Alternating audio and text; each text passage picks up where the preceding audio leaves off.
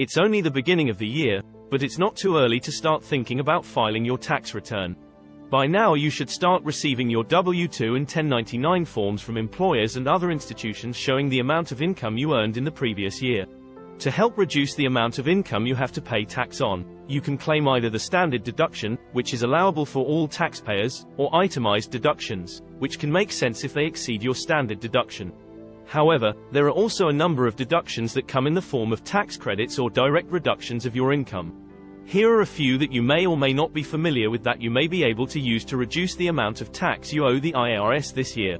Employer Social Security taxes for self-employed workers. One of the major downsides of being self-employed is that you have to pay both the employer and employee portions of Social Security tax. As each half amounts to 7.65%, self-employed workers must contribute the entire 15.3% themselves. However, you are allowed to deduct the 7.65% employer portion of Social Security taxes, which can help reduce the sting a bit. Out-of-pocket expenses for charities. Most taxpayers are aware that they can deduct the value of goods or cash donations they make to charities. However, there are other expenses you can deduct that may not immediately register as charitable donations. For example, if you buy ingredients to make cookies or cakes for a charity bake sale, the IRS allows you to deduct the cost of those ingredients as a charitable donation. Mortgage points. One of the many benefits of being a homeowner is that you can deduct a number of home-related expenses. Mortgage interest and property taxes are two of the most well-known, but you can also deduct any points you pay to acquire or refinance a mortgage. Mortgage points are upfront cash payments you make to reduce the interest rate that you'll pay on your mortgage. As the points are essentially prepaid interest, they are deductible in the same way as regular mortgage interest. Babysitter expenses.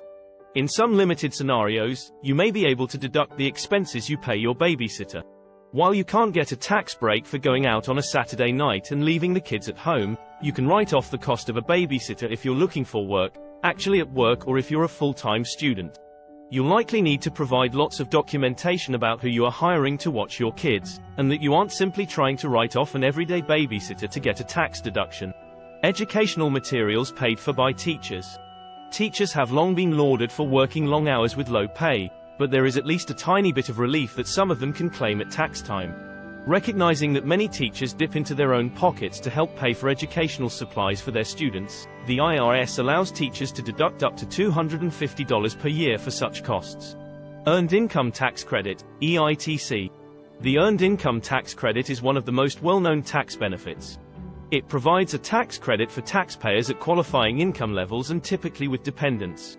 However, according to the IRS, about 20% of those who are eligible for the credit every year still don't claim it. As the credit can be as large as $6,728, this is a benefit most taxpayers should investigate, particularly low and mid-income earners. Postgraduate educational expenses. While some college expenses are tax deductible, many taxpayers assume that once they graduate, such deductions are no longer allowable. The reality is that the IRS grants a lifelong learning credit amounting to 20% of your educational expenses every year, with a maximum credit of $2,000 annually. Bad debts you can't collect. This deduction is a bit more obscure, but it likely happens to taxpayers more often than they would like to admit. Just like a business, if you have a bad debt expense, you can write it off as a deduction. In the case of individual taxpayers, this means that if you lend money to a friend and they don't pay you back, you can write off the amount of the debt on your taxes. You just have to be in a position to prove to the IRS that the debt is truly uncollectible. Sales taxes. State and local income taxes have long been used as a tax deduction, but many Americans are unaware that they can opt instead to take a deduction for sales taxes. While the deduction for state income taxes is usually larger, particularly in states like California with high income tax rates, some states have no income tax at all. In this case, deducting your paid sales taxes may still allow you to get a tax break, as long as your itemized deductions exceed your standard deduction. HSA contributions. Contributions to IRA accounts and 401k plans are some of the most popular deductions available to taxpayers. Yet, the relatively overlooked Health Savings Account, or HSA, also qualifies as a tax-advantaged plan, meaning contributions are tax deductible. When combined with the tax deferral of earnings within an HSA and the tax-free withdrawals allowed for qualified distributions, the HSA should be on the radar of more American taxpayers.